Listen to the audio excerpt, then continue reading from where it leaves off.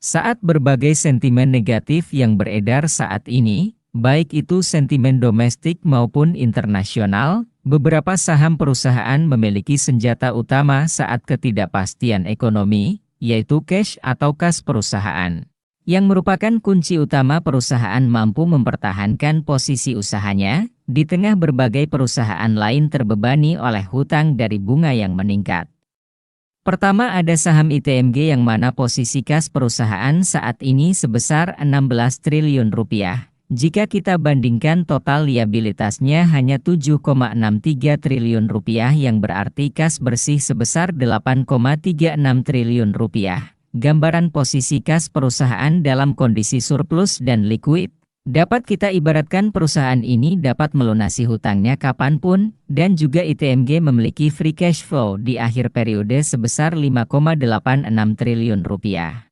Laba bersih perusahaan menunjukkan penurunan kinerja sejak tahun 2023 dan 2024, tentunya dengan penurunan harga indeks batu bara saat ini kita tidak dapat berekspektasi banyak terhadap laba bersih ITMG periode 2025. Namun dengan posisi kas yang lebih besar dari liabilitas perusahaan dapat bertahan jika terjadi penurunan kinerja tahun selanjutnya dan dapat membuka ruang untuk ekspansi atau mengakuisisi perusahaan lain yang tertekan dalam kondisi saat ini. Dan juga saham ITMG rutin bagi dividen lebih dari 16 tahun dengan rata-rata dividen yield konsisten cukup tinggi dari sektor tambang batu bara. Di urutan kedua ada saham LSIP dengan posisi kas perusahaan sebesar 5,45 triliun rupiah. Jika dikurangi nilai liabilitas perusahaan 1,28 triliun rupiah, maka kas saham LSIP surplus sekitar 4,17 triliun rupiah di akhir periode tahun 2024. Dan juga posisi free cash flow perusahaan saat ini sebesar 1,18 triliun rupiah. Laba bersih LSIP mulai menunjukkan pertumbuhan kembali secara year on year dibandingkan tahun sebelumnya. Revenue atau pendapatan kotor perusahaan lebih dari 90%-nya disumbang dari segmen pasar domestik. Di tengah kondisi kebijakan ekspor saat ini tentu saham LSIP tidak terlalu terkena dampak signifikan.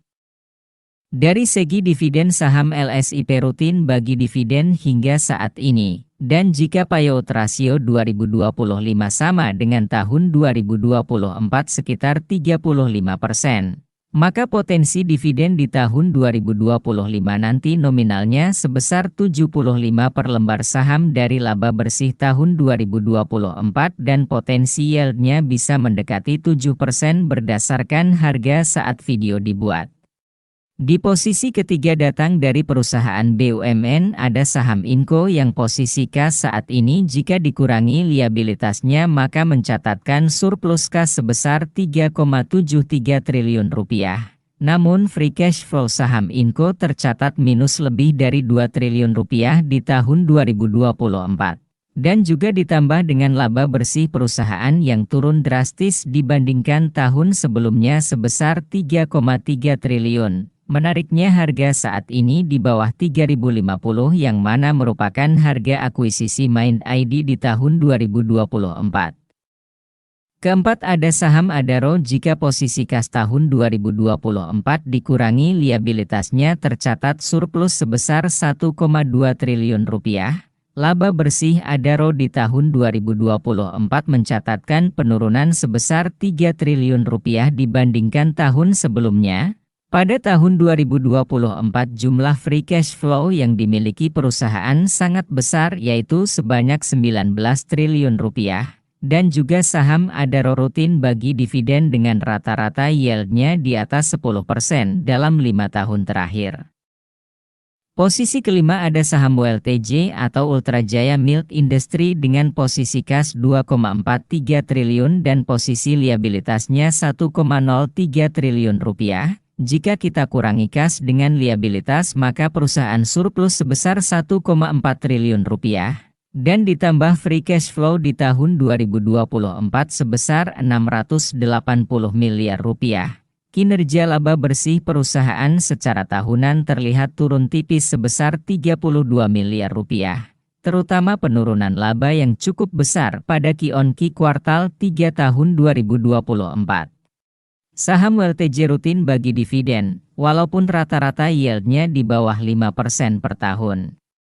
Urutan ke-6 ada saham unik atau unggul Indah Cahaya dengan posisi kas sebesar 1,87 triliun dan liabilitas 664 miliar. Jika dikurangi maka posisi kas masih surplus sekitar 1,2 triliun rupiah. Dan jumlah free cash flow pada tahun 2024 sebesar 632 miliar rupiah. Dari segi laba bersih perusahaan terlihat ada penurunan terutama secara Q-on-Q pada 2 kuartal terakhir di tahun 2024. Saham ini rutin bagi dividen namun sama seperti saham WLTJ dividen yieldnya di bawah 5%.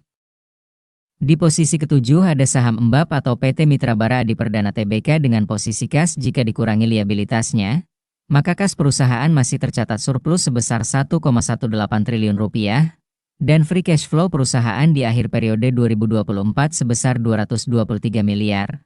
Namun laba bersih perusahaan terlihat menurun dalam 2 tahun terakhir di 2023 dan 2024. Saham Embap rutin bagi dividen 2 kali dalam 1 tahun. Namun di 2024 ini hanya 1 kali saja dan market menghukum harga sahamnya saat ini sama dengan harga 2020. Posisi ke-8 ada saham TSPC atau Tempo Scan Pacific. Jika nilai kas perusahaan dikurangi liabilitasnya, maka posisi kas perusahaan masih surplus sebesar 1,118 triliun rupiah. Pada akhir tahun 2024 free cash flow perusahaan tercatat sebesar 1,322 triliun rupiah.